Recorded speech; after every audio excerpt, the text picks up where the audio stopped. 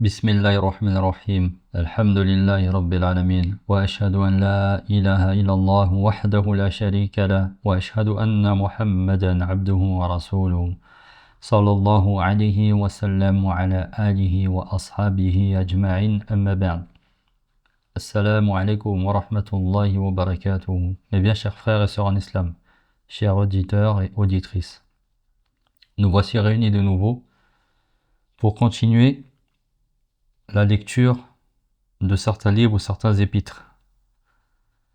Et aujourd'hui, nous avons rendez-vous pour notre playlist en aparté, les parenthèses Simple Islam. Nous n'allons pas aujourd'hui continuer la lecture de la playlist sur la pureté du cœur ou sur qu'y a-t-il après la mort, mais nous allons aborder un nouveau sujet qui est très important suite à un événement qui aura lieu dans quelques jours, Inch'Allah.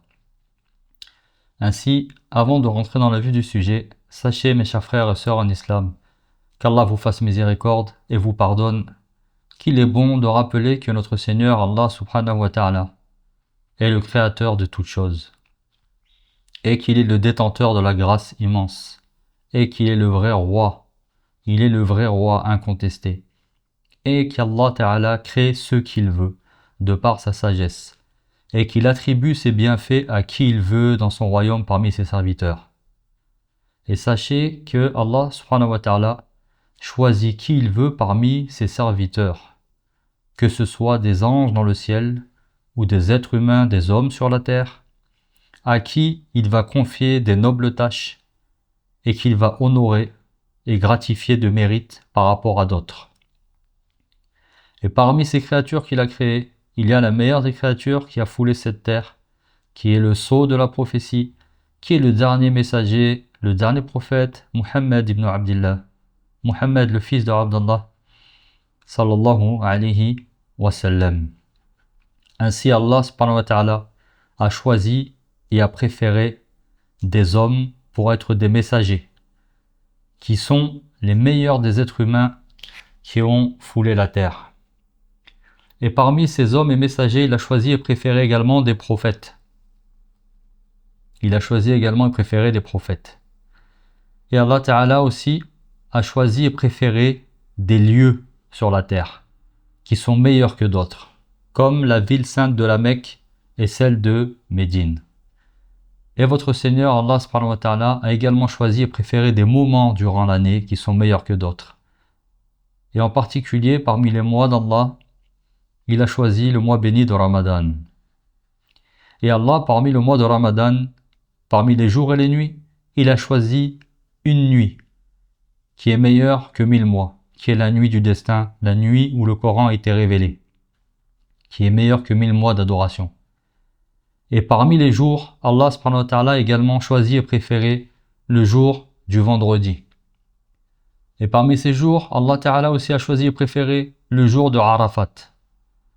Et Allah, parmi ces jours, il a choisi et préféré le jour qui va nous intéresser, dont le sujet dont nous allons parler aujourd'hui, qui est le jour de Ashura. Le jour de Ashura, qui aura lieu dans quelques jours, le 10e jour exactement du mois de Muharram. Car sachez, chers frères et sœurs en islam, que nous venons d'entrer depuis quelques temps, depuis quelques jours, dans le mois sacré de Muharram, qui est le premier mois lunaire, qui est le premier mois lunaire du calendrier hégirien, et qui compte parmi les 4 mois sacrés. Sachez, chers frères et sœurs en islam, que chez les musulmans, il y a 12 mois.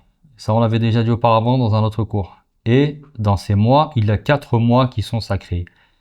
Et dans ces mois sacrés, il y a le mois de Muharram, celui dans lequel nous venons d'entrer, qui nous a fait passer de l'année 1446 à l'année 1447. Et oui, chers frères et sœurs en islam, nous venons donc d'entrer en 1447 depuis quelques jours. Et bien, ce 10e jour-là du mois de Muharram, qui aura lieu samedi 5 juillet, eh bien, ce jour comporte de grands mérites que nous allons, par la grâce d'Allah Ta'ala, essayer d'énumérer afin de prendre conscience de sa place immense, mais également de comprendre pourquoi ce jour est important. Ainsi, Le prophète Mohammed sallallahu alayhi wa sallam nous a fortement recommandé de jeûner ce jour. Il nous a fortement recommandé de jeûner ce jour. Et sachez que le prophète sallallahu alayhi wa sallam, eh bien, il n'a pas laissé un bien sans qu'il nous en informe. Il n'a pas laissé un bien sans qu'il nous en informe. Pourquoi? Pour quelle raison? Afin que nous puissions atteindre ce bien et nous voir attribuer et rétribuer sa récompense lorsque nous allons mettre en pratique l'action que le prophète sallallahu alayhi wa sallam nous a montrée. Et de la même manière, le prophète sallallahu alayhi wa sallam, s'il a montré tout le bien, il n'a pas laissé non plus un mal sans qu'il ne nous en informe. Pourquoi? Afin que nous nous en écartions pour éviter les péchés et éviter le châtiment divin. Ainsi, chers frères et sœurs en islam, le prophète Mohammed sallallahu alayhi wa sallam nous a donc fortement recommandé, et il a fortement recommandé à ses compagnons de jeûner le jour de Ashura, de jeûner ce jour-là, le 10e jour de Muharram qui aura lieu samedi 5 juillet. Et comme le prophète sallallahu alayhi wa sallam, c'est notre modèle de conduite, et qu'il a montré l'exemple, qu'a-t-il fait? Il a jeûné ce jour. Lui-même, le prophète sallallahu alayhi wa sallam, il a jeûné ce jour. Et ses compagnons ont fait de même. Ils ont jeûné ce jour. Avant de continuer, je voudrais ouvrir une petite parenthèse, si vous me le permettez, afin que nous méditions quelques instants. Sur quoi? Sur le fait que montrer un bien et de le conseiller aux autres est une chose très importante. Le fait de montrer un bien et de le conseiller aux autres est une chose très importante. Tout d'abord, il est meilleur, avant de donner des conseils ou de sermonner les gens, que ce soit nos épouses, nos époux, nos parents, nos enfants, nos amis, nos proches, la famille, sachez qu'il est important de mettre en pratique pour nous-mêmes ce que nous allons conseiller. Avant de donner le conseil, il est meilleur de mettre en pratique ce que nous allons conseiller, car il faut être un minimum crédible et un minimum honnête. D'abord avec nous-mêmes et ensuite avec les autres, pour que le message soit rempli de baraka, de bénédiction, et qu'il soit accepté par les autres. En effet, de nos jours, beaucoup parlent, et encore plus sur les réseaux sociaux, en critiquant, en mentant, en prêchant l'islam en particulier, et en se donnant une image qui ne reflète pas la réalité de ce qu'ils sont. Et vous allez trouver beaucoup de personnes qui vous donnent des conseils, alors que pour eux-mêmes, ils ne font et n'appliquent pas le quart de ce qu'ils disent. Et sachez qu'Allah subhanahu wa ta'ala n'aime pas cela. Et il nous dit dans son livre Ya ayyuhalladhina amanu lima taquluna ma la taf'alun kabura maqtan 'inda Allahi an taqulu ma la taf'alun. Ô vous qui avez cru, pourquoi dites-vous ce que vous ne faites pas? C'est une grande abomination auprès d'Allah que de dire ce que vous ne faites pas. Ainsi, chers frères et sœurs en islam, je me recommande à moi-même ainsi qu'à vous de nous et de vous efforcer à faire ce que vous dites. Efforcez-vous à faire ce que vous dites. Ainsi, aujourd'hui, nous voyons certains époux qui demandent à leurs femmes d'accomplir des choses religieuses que eux-mêmes ne font même pas. Certains ne font même pas la prière. Voilà, il y a des époux qui ne font pas la prière. Et ils demandent à leurs épouses de prier, de porter le voile, et essayent même de leur imposer. Ou alors il y a des parents qui essaient d'imposer le voile à leur fille, mais alors que la mère elle-même ne porte même pas le voile. Ou d'autres encore qui fument la cigarette et parfois des substances illicites et qui font la morale à leurs enfants ou à leurs voisins ou à d'autres en leur disant oui, la cigarette il faut pas fumer, c'est interdit, il faut pas prendre de la drogue, mais eux-mêmes, tout le monde sait qu'ils fument. Il faut être un minimum crédible. Ou encore certains qui vous font des discours sur la gravité de parler sur les gens alors que eux sont connus pour faire cela. Et les exemples sont nombreux. Ainsi, veillons à ce que nos paroles soient en accord avec nos actes autant que faire se peut. Mais attention, chers frères et sœurs en islam, cela ne veut pas dire qu'il ne faut plus conseiller les gens. Car si on ne met pas en pratique une chose, c'est pas pour ça qu'on va arrêter de conseiller les gens. C'est pour ça qu'il faut avoir le juste milieu. D'accord? Cela ne veut pas dire qu'il ne faut plus conseiller les gens si on ne met pas en pratique le conseil. Car sinon, on ne dira plus rien et ce sera la porte ouverte à tout et n'importe quoi. Moi, je voulais simplement nous rappeler que l'islam, ce sont des paroles et des actes. L'islam, ce sont des paroles et des actes. Et je vous rappelle que le prophète sallallahu alayhi wa sallam nous a dit « Men dalla ala khayrin falahu mithlu ajri fa'ilih » Il nous a dit que celui qui montre un bien, il a la même récompense que celui qui l'a fait. Donc vous voyez, chers frères et sœurs en islam, ça c'est un encouragement aussi à prodiguer le bon conseil. Aujourd'hui, nous parlons du jeûne du jour de Ashura, en espérant que ceux qui vont écouter ce modeste cours, ce modeste rappel, à travers ce que nous allons voir aujourd'hui, auront la motivation, ils vont se dire, tiens, j'ai écouté ce cours, j'avais pas l'intention de jeûner, et ben, Inch'Allah, bi'idhnillah, avec l'aide d'Allah, je vais essayer de le jeûner. Eh bien, le fait d'avoir montré un bien là, aujourd'hui, eh ben, j'aurai, Inch'Allah, bi'idhnillah, si Allah accepte, la récompense de tous ceux qui vont jeûner par rapport à ce que je viens, par rapport à ce que je viens de dire. Pourquoi? Parce que le prophète sallallahu alayhi wa sallam, il a dit, celui qui montre un bien, il aura la même récompense de celui qui l'a fait. Donc moi, je vous conseille de jeûner le jour de Ashura. Celui qui va prendre mon conseil, Allah subhanahu wa ta'ala, de par sa grâce, eh bien, m'accordera, Inch'Allah, bi'idhnillah, la récompense de tous ceux qui jeûneront. Et après, à vous, si vous partagez cette information, vous aurez la récompense de toutes les personnes à qui vous avez partagé cette information, Inch'Allah, bi'idhnillah. Pour finir, le prophète sallallahu alayhi wa sallam, il nous a donc encouragé à jeûner le jour de Ashura et il l'a lui-même jeûné pour nous montrer la voie. Et je referme la parenthèse.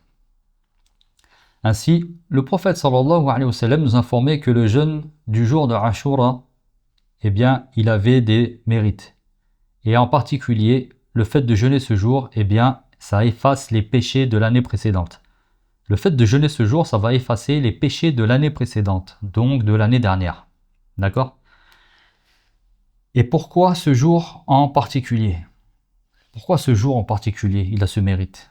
Eh bien, sachez que c'est un jour spécial, avec un mérite immense, car c'est le jour où Allah subhanahu wa ta'ala, il a sauvé Moussa, alayhi salam, il a sauvé Moïse, Moussa, alayhi salam, et le peuple des enfants d'Israël qui étaient avec lui, en noyant Pharaon lorsqu'ils voulurent les tuer. En effet, le prophète sallallahu alayhi wa sallam, lorsqu'il arriva à Médine et qu'il quitta la Mecque, il trouva les Juifs de Médine, les tribus juives de Médine qui étaient installées là-bas. Et ces tribus juives de Médine, elles jeûnaient le jour de Ashura. Elles jeûnaient ce jour-là. Elles le jeûnaient, elles le fêtaient. Alors le prophète sallallahu alayhi wa sallam, il leur demanda pourquoi ils jeûnaient ce jour et quel était ce jour en particulier. Ces tribus juives de Médine lui répondirent que c'était un jour immense pour eux, car c'était le jour où Allah subhanahu wa ta'ala il sauva Moussa alayhi salam, il sauva Moïse et ceux qui étaient avec lui de la tyrannie de Pharaon en le noyant, lui et ses adeptes. Ainsi, pour remercier Allah subhanahu wa ta'ala de les avoir sauvés, Moussa alayhi salam, donc Moussa, le prophète Moussa lui-même, Moïse, il a jeûné le jour de Ashura. Lui, il a jeûné le jour de Ashura avec les tribus des enfants d'Israël en guise de reconnaissance et de remerciement envers Allah subhanahu wa ta'ala. Pourquoi? Pour les avoir sauvés. Et c'est pour ça que les Bani Israël ensuite, que les tribus juives par la suite, ont perpétué cette tradition et ont jeûné le jour de Ashura pour suivre Moussa et en reconnaissance du fait qu'Allah subhanahu wa ta'ala les ait sauvés. À l'écoute de cela, le prophète sallallahu alayhi wa sallam leur répondit alors: nous sommes plus en droit de suivre Moussa que vous. Donc le prophète sallallahu alayhi wa sallam, qu'est-ce qu'il a fait? Il a jeûné ce jour lui aussi et il a ordonné à ses compagnons de jeûner ce jour. D'accord? Le prophète sallallahu alayhi wa sallam, suite à cela, il a donc ordonné à ses compagnons de jeûner ce jour et lui-même il a jeûné ce jour de Ashura. Maintenant, chers frères et sœurs en islam, nous allons faire un petit peu d'histoire, car il est important de comprendre le contexte des adorations lorsque cela est possible. Au début du cours, nous avons dit que le jeûne de Ashura était fortement recommandé. Nous avons dit au début du cours qu'il était fortement recommandé et que c'était non obligatoire. D'accord? Et là, nous venons de voir que le prophète sallallahu alayhi wa sallam, il a jeûné ce jour. Puis il a ordonné à ses compagnons de le jeûner. Nous voyons donc un ordre. Et un ordre, qu'est-ce qu'il entraîne? Il entraîne donc une obligation. Et certains pourraient croire qu'il y a une contradiction. Mais rassurez-vous, il n'y a pas de contradiction ni dans le Coran, ni dans la Sunna, walhamdulillah. Cela est préservé. En fait, sachez qu'au début de l'islam, il était obligatoire de jeûner le jour de Ashura. Au début de l'islam, c'était obligatoire. Le jeûne de Ashura, il était obligatoire. Puis, lorsque l'obligation de jeûner le mois de Ramadan a été révélée, car il faut savoir qu'au début, le mois de Ramadan n'était pas obligatoire. Donc, lorsque l'obligation de jeûner le mois de Ramadan a été révélée, eh bien, alors, le jeûne du jour de Ashura, il a changé de statut. Il est passé de jeûne obligatoire à un jeûne fortement recommandé. Un jeûne fortement recommandé. Et le prophète sallallahu alayhi wa sallam a dit au sujet du jour du jeûne de Ashura, il a dit, c'est le jour de Ashura est un jour parmi les jours d'Allah, que celui qui le désire, qu'il le jeûne, et que celui qui ne veut pas jeûner, alors qu'il ne jeûne pas. Alors qu'il ne le jeûne pas. Le jour de Ashura est un jour parmi les jours d'Allah, que celui qui le désire, qu'il le jeûne, et que celui qui ne veut pas jeûner, alors qu'il ne le jeûne pas. On voit que le statut d'obligation tombe et que ça passe à fortement recommandé. Nous voyons donc que c'est fortement recommandé de jeûner et non obligatoire. Ainsi, chers frères et sœurs en islam, je me recommande à moi-même ainsi qu'à vous de jeûner ce jour pour ceux qui le peuvent, en demandant à Allah subhanahu wa ta'ala sa grande récompense et les bienfaits de ce jour, comme nous en a informé le messager d'Allah sallallahu alayhi wa sallam dans sa parole, le jeûne de Ashura efface les péchés de l'année précédente. Et d'après Ibn Abbas radiyallahu anhu, le prophète sallallahu alayhi wa sallam ne recherchait pas le mérite d'un jour sur un autre jour après celui de Ramadan, sauf pour le jour de Ashura. Le prophète sallallahu alayhi wa sallam ne recherchait pas le mérite d'un jour sur un autre après Ramadan, sauf le jour de Ashura. Donc, je vous conseille de jeûner ce jour, car il y a une immense récompense, et c'est une immense obéissance, et c'est une magnifique adoration. Je vous rappelle également que le messager d'Allah sallallahu alayhi wa sallam nous a dit, celui qui jeûne un jour dans le sentier d'Allah, c'est-à-dire pour plaire à Allah et se rapprocher de lui, alors Allah subhanahu wa ta'ala éloignera son visage du feu de 70 automnes. Celui qui jeûne dans le sentier d'Allah, alors Allah éloignera son visage du feu de 70 automnes. Ainsi, encore une fois, je répète, je vous encourage à le jeûner, surtout pour ceux qui n'ont pas pu jeûner le jour de Arafat. Il y a eu le mois dernier, le jour de Arafat, qui était fortement recommandé de jeûner aussi. Donc ceux qui n'ont pas pu jeûner le jour de Arafat, eh bien, ils peuvent se rattraper aujourd'hui. Ils peuvent se rattraper, Inch'Allah. Ensuite, sachez, chers frères et sœurs en islam, qu'il y a plusieurs manières de jeûner le jour de Ashura, que nous allons voir dès à présent. La première manière, c'est quoi? C'est de jeûner uniquement le 10e jour du mois de Muharram. C'est jeûner uniquement le 10e jour, c'est-à-dire le samedi 5 juillet 2025. Le samedi 5 juillet, vous jeûnez. Ce jour-là en particulier, vous aurez jeûné, vous aurez mis en pratique le hadith du prophète sallallahu alayhi wa sallam. Ensuite, maintenant, il est préférable de jeûner un jour avant, c'est-à-dire le 9e jour, qui correspond au vendredi 4 juillet. Donc le fait de jeûner vendredi 4 juillet, le 9e jour, puis le jour de Ashura, le samedi 5 juillet, cela est meilleur. Pourquoi? Parce que le prophète sallallahu alayhi wa sallam, lorsque il a parlé de jeûner le 10e jour, c'est-à-dire le samedi 5 juillet, qui aurait le samedi 5 juillet, les compagnons, qu'est-ce qu'ils ont fait? Ils ont fait une remarque. Ils ont dit, Ya Rasulallah, les juifs, ils jeûnent ce jour. Les juifs, ils ont jeûné aussi ce jour. Et les juifs, ils ont pris aussi ce jour en jour de fête, en particulier. Ils l'ont particularisé. Et le prophète sallallahu alayhi wa sallam demande de jeûner donc ce jour-là. Alors le prophète sallallahu alayhi wa sallam, lorsque les compagnons ont souligné cela, il a dit, si je suis vivant l'année prochaine, je jeûnerai le 9e avec le 10e. Je jeûnerai le 9e avec le 10e. Et voyez, chers frères et sœurs en islam, l'intérêt de se différencier des autres religions et le souci en cela qu'avaient les compagnons à le faire. Car s'ils ont posé la question, ils ont souligné au prophète sallallahu alayhi wa sallam que c'était parce que qu'ils ont souligné que les Juifs prenaient ce jour eux aussi, eh bien, ils ont demandé cela parce qu'ils avaient l'habitude que le prophète sallallahu alayhi wa sallam se différencie des autres religions ou des autres types de cultes. Ainsi, avec cela, nous comprenons mieux pourquoi fêter des fêtes autres que celles qui sont autorisées en islam, eh bien, est interdit. Fêter d'autres fêtes que celles qui sont autorisées en islam, c'est interdit. Pourquoi ? Parce qu'il faut se différencier des autres religions et se différencier des autres types de cultes.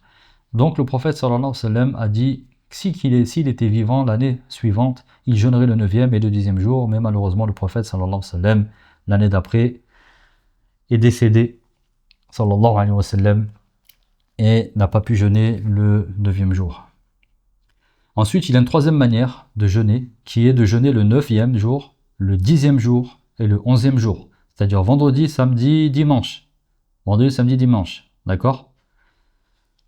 Cela pourquoi ? Bien évidemment pour se différencier donc des Juifs en particulier, car c'est eux qui jeûnaient ce jour, et de ne pas manquer le jour de Ashura, au cas où il y aurait un décalage par rapport à l'entrée du mois. Car il faut savoir, chers frères et sœurs en islam, pour rappel que l'entrée du mois se fait par la vision de la lune. Et il se peut parfois que la lune ne soit pas visible, mais alors qu'elle soit présente. Et dans ces cas-là, on décale d'un jour. Et il se peut que durant le mois, ou à la fin du mois, on s'aperçoive que le mois était décalé. Donc ainsi, certains savants ont dit, jeûner le 9, le 10 et le 11, ça permet d'être sûr au moins de ne pas rater le jour de Ashura. Mes chers frères et sœurs en islam, libre à vous de choisir comment vous voulez jeûner. Vous pouvez soit jeûner un jour, soit jeûner 2 jours, soit jeûner 3 jours. Ça, c'est à votre convenance.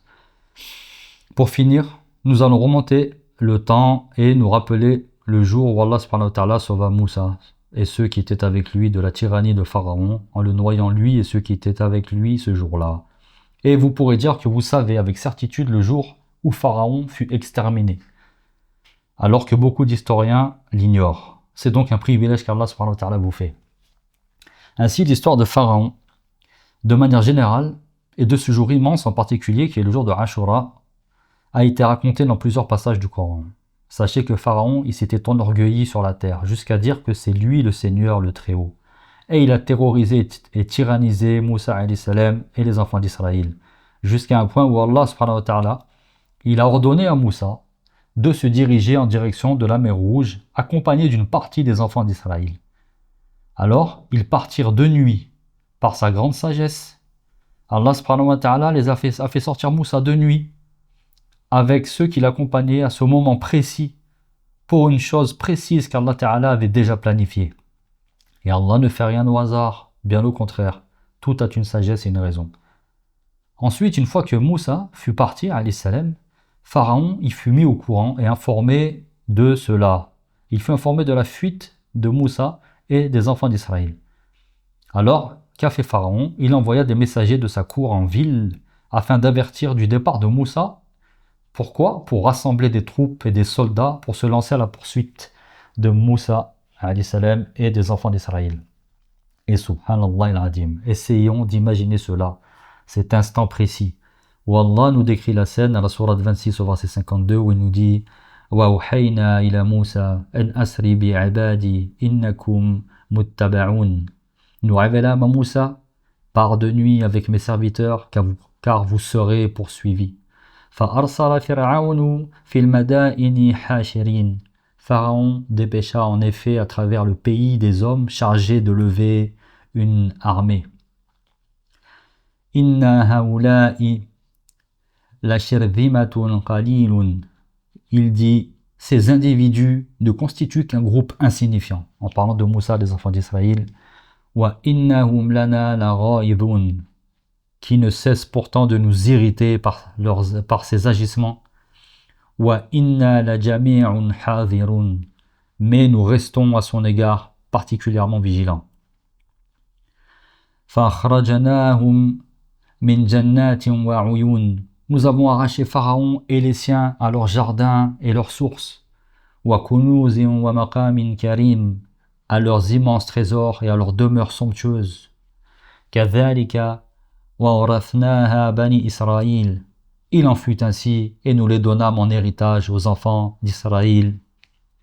Fatba'uhum mushriqin. Au lever du jour, Pharaon et son armée les avaient rattrapés. فلما تراءى الجمعان قال أصحاب موسى إنا لمدركون. Lorsque les deux groupes furent en vue l'un de l'autre, les compagnons de Moïse s'écrièrent: Nous sommes rejoints. قال كلا إن معي ربي سيهدين. C'est certainement pas, répliqua Moussa. Mon Seigneur est avec moi, il me sauvera. فأوحينا إلى موسى أن اضرب بعصاك البحر فانفلق فكان كل فرق كالطود العظيم. Nous avons alors révélé à Moussa de frapper de son bâton la mer qui se fendit en deux, formant de part et d'autre comme deux immenses montagnes. Ainsi, chers frères et sœurs en islam, la mer s'est fendue en deux, et puis se divisa en 12 chemins distincts semblables à des immenses montagnes que chaque tribu d'Israël, qui était 12 au nombre de 12 des tribus, empruntèrent respectivement. Essayez d'imaginer cela, chers frères et sœurs en islam. La mer qui se fend en deux, semblable à des montagnes, puis qui se coupe en 12. Eh bien cela est imaginable aujourd'hui avec la technologie. Et même dans certains films, nous avons pu voir déjà cela afin de nous faire une vague idée. Mais à cette époque, c'est inimaginable. Imaginez-vous, Moussa alayhi salam, les tribus d'Israël, devant eux la mer, derrière eux Pharaon et son armée. Imaginez-vous la peur et l'effroi qu'ils ont pu ressentir. Mais Moussa alayhi salam, Moïse, qui avait une foi ferme et pleine de certitude et de confiance en son Seigneur, resta ferme. Il resta ferme. Ainsi, chers frères et sœurs en islam, voici un aperçu de la puissance d'Allah, qui fait ce qu'il veut et qui est capable de toutes choses imaginables et inimaginables. Imaginez-vous l'eau qui coule à la base, qui est retenue dans les airs comme des montagnes. L'eau du sol, qui aurait dû être boueuse et glissante, était sèche. L'eau était sèche. Et la preuve de cela, nous pouvons la retrouver dans la sourate Taha, au verset 77, lorsqu'Allah Ta'ala nous dit وَلَقَدْ أَوْحَيْنَا إِلَى مُوسَى أَنْ أَسْرِ بِعِبَادِي فَضَرِبْ لَهُمْ طَرِيقًا فِي الْبَحْرِ يَبَسًا لَا تَخَافُ دَرَكًا وَلَا تَخْشَى. Nous avons révélé à Moussa: quitte le pays à la faveur de la nuit avec mes serviteurs auxquels tu ouvriras un passage à sec dans la mer. Un passage à sec dans la mer sans redouter d'être rejoint et ni d'éprouver aucune crainte. Les chemins se sont ouverts et la facilité est apparue lorsque la difficulté s'est présentée. Alors Moïse alayhi salam a pu traverser facilement et rapidement ainsi que ceux qui l'accompagnaient. Ils traversèrent sur une terre sèche, par des chemins secs, dont les côtés étaient des montagnes d'eau suspendues. Allahu Akbar, Allahu Akbar. Quel miracle, chers frères et sœurs en islam, quel miracle. Quelle immense preuve de la puissance d'Allah. N'est-ce pas là une preuve évidente? Ainsi, une fois arrivé de l'autre côté en sécurité sain et sauf, Pharaon arriva devant la mer avec son armée. À ce moment, Moussa, qui venait d'atteindre la berge de l'autre côté, voulut refrapper la mer de son bâton, afin de la refermer derrière lui pour ne pas que Pharaon puisse à son tour traverser avec son armée. Mais Allah subhanahu wa ta'ala avait déjà planifié ce qu'il devait arriver. Allah avait déjà planifié ce qui devait arriver. Et il nous dit au verset 24 de la sourate La Fumée, il dit à Moussa: وَاتْرُكِ الْبَحْرَ رَهْوًا إِنَّهُمْ جُنْدٌ مُغْرَقُونَ. Laisse la mer derrière toi ouverte et immobile, car les armées qui te suivront y seront noyées. Imaginez à la place de Pharaon, imaginez-vous à sa place, qui avait déjà vu les preuves d'Allah auparavant, et qui une fois de plus est face à la puissance d'Allah, et qui voit cela de ses propres yeux, et pourtant il s'enfle encore plus d'orgueil. Et il pensa pouvoir traverser tranquillement sans que rien ne se passe. Eh bien, écoutez la réponse et l'orgueil immense du plus grand tyran que la terre ait porté, qui a dit, écoutez bien qu'est-ce qu'il a dit, Pharaon, celui qui a dit: je suis votre Seigneur le Très-Haut. Il se tourna vers son armée à ce moment et il leur dit: c'est moi qui ai fendu la mer et qui a retenu l'eau pour rattraper ce petit groupe qui est sorti. C'est moi qui ai fendu la mer et qui a retenu l'eau pour rattraper ce petit groupe qui est sorti. Pouvez-vous imaginer cette parole? Wallahi, c'est inimaginable de dire une telle chose. Il a donc égaré son peuple et son armée qui était avec lui. Ils entrèrent tous dans la mer, croyant avec certitude pouvoir la traverser. Et sachez que certains livres d'histoire rapportent qu'il y avait plus de 100 000 chevaux lorsqu'ils ont traversé. Plus de 100 000 chevaux. Donc ils pensèrent, et ils rentrèrent dans la mer pensant la traverser. Une fois que tout le monde était bien rentré du premier au dernier sur cette terre sèche, et que le dernier ait mis les pieds sur cette terre, alors la volonté d'Allah subhanahu wa ta'ala et son châtiment s'appliqua. Et il ordonna à la mer de se refermer sur Pharaon et ceux qui étaient avec lui. Et tout le monde fut noyé du premier jusqu'au dernier, et tout cela sous les yeux de Moïse. Tout cela sous les yeux de Moussa alayhi salam et des enfants d'Israël qui l'accompagnaient. Puis sachez que lorsque la mort se présenta à Pharaon, il ne put qu'admettre la grandeur et la suprématie d'Allah subhanahu wa ta'ala et sa puissance. Et il dit, j'atteste qu'il n'y a pas d'autre divinité en dehors que celui en qui ont cru les enfants d'Israël. Et je suis du nombre des soumis. Et je suis du nombre des soumis. Imaginez-vous ce qu'il a dit. Et vous pouvez retrouver cette parole dans la sourate Yunus au verset 90, lorsqu'il dit, Allah Ta'ala nous dit, إذا أدركه العرق إذا أدركه الغرق قال آمنت أنه لا إله إلا الذي آمنت به بنو إسرائيل وأنا من المسلمين. Sur le point d'être englouti, Pharaon dit, je reconnais qu'il n'est d'autre Dieu que celui auquel croient les fils d'Israël, et je suis de ceux qui lui sont soumis. Mais regardez derrière. Al-an wa qad asayta qablu wa kunta min al-mufsidin. C'est maintenant que tu crois, toi qui, il n'y a pas si longtemps, désobéissais à nos commandements et te comportais en être malfaisant. فَالْيَوْمَ نُنَجِّيكَ بِبَدَنِكَ لِتَكُونَ لِمَنْ خَلْفَكَ آيَةً وَإِنَّ كَثِيرًا مِنَ النَّاسِ عَنْ آيَاتِنَا لَغَافِلُونَ. Par notre volonté, la mer rejettera aujourd'hui ton corps sans vie afin que tu serves d'exemple aux générations futures. Nombre d'hommes restent cependant indifférents à nos signes. Ainsi, chers frères et sœurs en islam, la foi ne lui a pas servi, car il a cru quand c'était trop tard. Il a cru quand c'était trop tard. Et Allah subhanahu wa ta'ala nous dit à ce sujet dans la sourate Les Femmes au verset 18, وَلَيْسَتِ التَّوْبَةُ لِلَّذِينَ يَعْمَلُونَ السَّيِّئَاتِ حتى إذا حضر أحدهم الموت قال إني تبت الآن ولا الذين يموتون وهم كفار أولئك أعتدنا لهم عذابا أليما. Sachez qu'il n'y a pas de repentir pour celui qui persiste dans le péché jusqu'au jour où la mort se présente à lui et qu'il dise « Je me repens à présent ». Et il n'y a pas de repentir ni pour ceux qui meurent en mécréant également. À cela, nous avons préparé un douloureux châtiment. Chers frères et sœurs en islam, il a passé sa vie dans le péché, dans la désobéissance. La mort se présente enfin à lui et il voit la vérité de ses propres yeux. Et à ce moment-là, il veut se repentir. Non, Allah subhanahu wa ta'ala n'accepte pas le repentir à ce moment-là, au moment où l'âme commence à sortir du corps et arrive jusqu'à la gorge. Ainsi, chers frères et sœurs en islam, sachez qu'une fois noyé, Pharaon, Allah subhanahu wa ta'ala, il a sauvé le corps de Pharaon, il l'a sorti de la mer pour que les enfants d'Israël le voient et qu'ils se rendent compte de la puissance des signes d'Allah subhanahu wa ta'ala.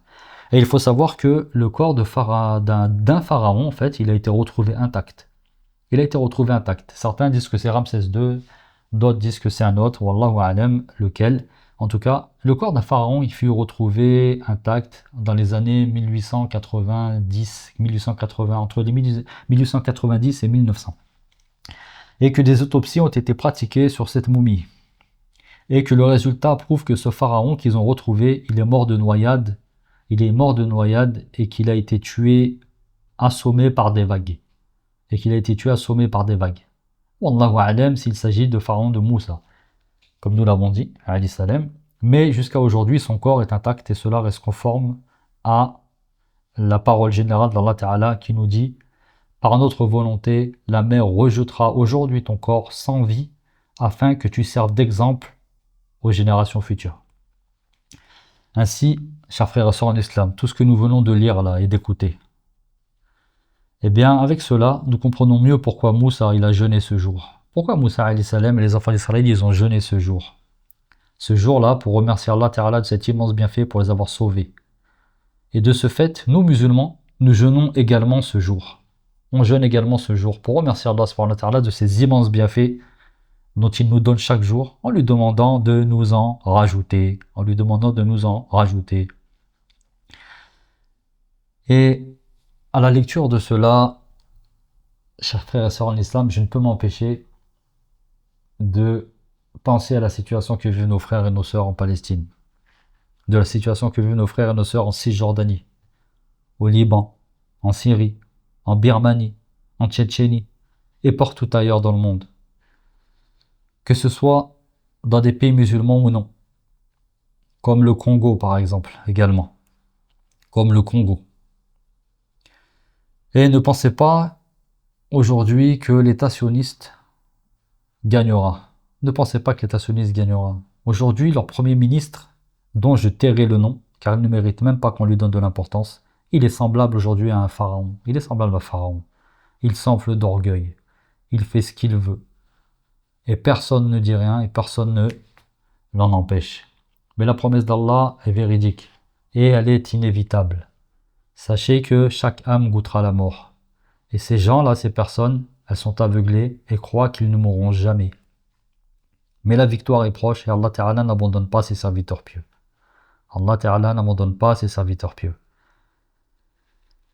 Ainsi s'achève notre modeste rappel en demandant à Allah Subhanahu wa Ta'ala de nous accorder ses bienfaits, de nous les multiplier, de nous accorder son aide, son pardon et sa guidée, de nous faciliter la mise en pratique de la religion où que nous soyons. Je demande également à Allah Subhanahu wa Ta'ala le secours pour nos frères et sœurs en Palestine et la destruction de leurs oppresseurs, car c'est lui qui accorde la victoire et qui entend nos invocations et qui y répond. Et je demande à Allah Subhanahu wa Ta'ala d'aider tous les peuples qui sont opprimés, de les secourir partout sur la terre. Amin. Hada wallahu a'lam. Qu'Allah vous bénisse. Barakallahu fikum. Désolé pour le temps, cette intervention a duré beaucoup plus longtemps que d'habitude. Et pour finir, sachez que toute parole véridique, utile et bénéfique ne peut provenir que d'Allah seul, de par sa miséricorde, sa bonté et sa grâce, et que toute erreur, confusion et oubli ne peut provenir que de moi-même ou de Shaitan. اللهم صل على محمد وعلى آل محمد كما صليت على إبراهيم وعلى آل إبراهيم إنك حميد مجيد وبارك على محمد وعلى آل محمد كما باركت على إبراهيم وعلى آل إبراهيم إنك حميد مجيد سبحانك اللهم وبحمدك أشهد أن لا إله إلا أنت واستغفرك وأتوب إليك. Et je vous donne donc rendez-vous pour une prochaine lecture, si Allah le permet, Inch'Allah. Wassalamu alaikum wa rahmatullahi wa barakatuh.